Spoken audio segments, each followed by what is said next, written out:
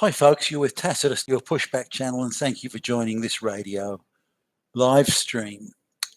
In this essay, I'd like to talk about a, uh, a news article I saw that claimed, and I don't know how accurately or reliably. I mean, given how much rubbish and propaganda is around the place these days, it could.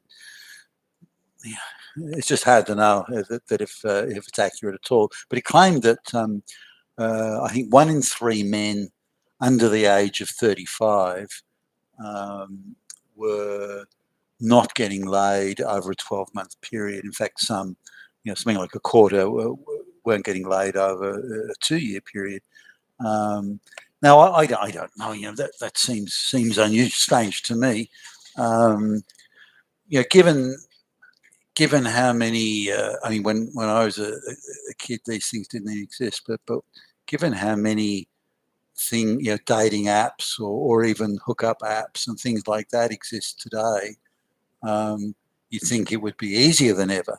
So if 1 in 3 can't get laid in over a 12-month period, this is men. 1 in 3 can't get laid over a 12-month period. Imagine what it was like before all these apps came out.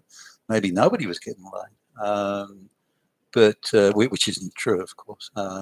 But I'm wondering if the situation is even worse at a time when it's never been so easy in theory at least, given all the apps and hookup apps and that sort of stuff around the place, given in theory it's never been easier, then it also at the same time seems like it's really hard to get laid. Now, if you can't get laid between the age of 18 and 35, I mean, that's the time, these are single people, they're out, then, there's something else here that's an issue. Again, assuming that statistics are real. So now I know, people who are big into these hookup apps. I think it's rather vulgar personally, but anyway, that's their thing. So they're in these hookup apps, and I bumped into a guy. Actually, I was walking through like a business district just next to a shopping centre. I bumped into a former colleague. I've known him for a long time, and he couldn't wait to tell me how he joined this hookup app. And things are not going well with in his marriage. So I guess So, but he was quite excited, and apparently, as he explained to me, at least that they're that people register with this hookup app, and the idea is that you just get together for casual, intimate relations and casual sex or casual fuck, call it in the vernacular. But so he said that this app would tell him, whenever somebody was as in physically close by, they may be in the shopping centre or the same street or suburb or something at the same time he was, and there would be like a listing, and then he could click on that one of them, the person who was the closest, and then get to see the photograph or read the bio or both or whatever it was. So, and he was flicking through this, suggesting or implying that this gave him, at any one time, if he's around town, it gives him like 20, 30, 40, 50 alleged hookup opportunities.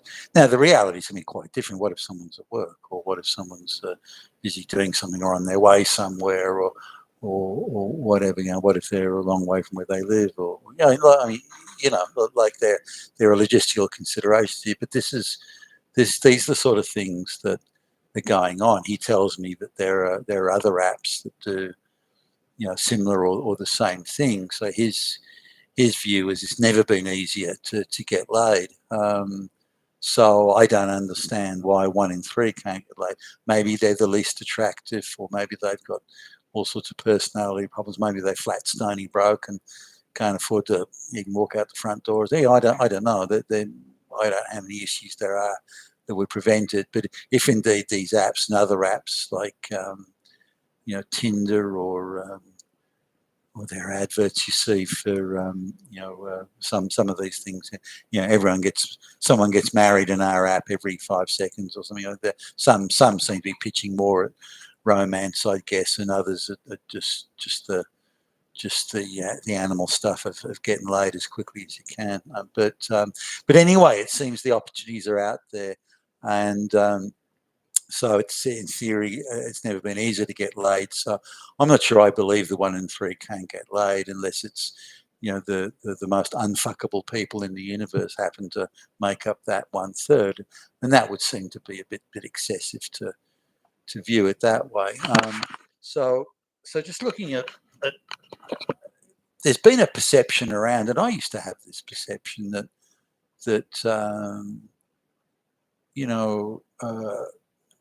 people that were incredibly good looking, stunningly good looking, that they'd be the ones that were getting all the action, and the less good looking you were, as you sort of go down the good lookingness totem pole, the further you go down, the harder it would be to get laid. And I think there's certainly a point to that. But looking at here's some examples. Then I don't think it's the case. I think super good looking people, or particularly good looking, or even people that but they've got huge sort of sex appeal, they're incredibly sexy, then I don't think they're getting laid at all. And just so I was reminded, there was it was a female athlete. She's like super fit and quite sexy, I thought, and quite a bit above average height and everything. So she's probably got a couple of challenges there, I guess. But and I guess the sheer physicality would probably scare a lot of guys off. It would take a pretty confident guy to sort of even put the word on her or date her or something like that. But she's in the interview, and the interviewer, I thought, unnecessarily, I didn't think that really should be part of the interview. Well, tell us about yourself and your hobbies out of work, out of doing sports and out of training. And someone at that elite level would do a lot of training. So, are you like, you're not married? Are you seeing somebody, or have you got a hot dates happening? And she said no. And you could see that from the wistful look on her face, like she's kind of trying to figure it out. I don't know why. I don't think I look that bad, but guys won't ask her out for a date, and that struck me as a bit odd. But then on reflection, I don't think it is. The better looking you are, the more those who would view you will say, "Shit, I'm competing with the best looking guys in town to get her. What if I'm a dud fuck, or what if I don't match up, and what if I don't quite show the confidence, or what if I don't have enough money?" Or so they would see it in terms of she's really hot. I've got to she's top of the pile. I've got to compete. I've got to be a guy who can compete at that level, and then the guy would start to look at themselves, and then self-doubt would creep in, and it becomes self-defeating, and they would go, "Oh no, I can't date her. She dumped me for sure for the first millionaire who comes along, or gazillionaire who comes along." So, I think the hot looking, but be it men or women, I think they don't get the sort of attention that we think they do, because everyone goes, "Wow, she's really hot. I can't compete at that level." Now, she's out of my league type thing. Now, the other side is also true. I used to work with this guy who he was a colleague. In fact, we sat next to each other, and he was like one of these Greek gods.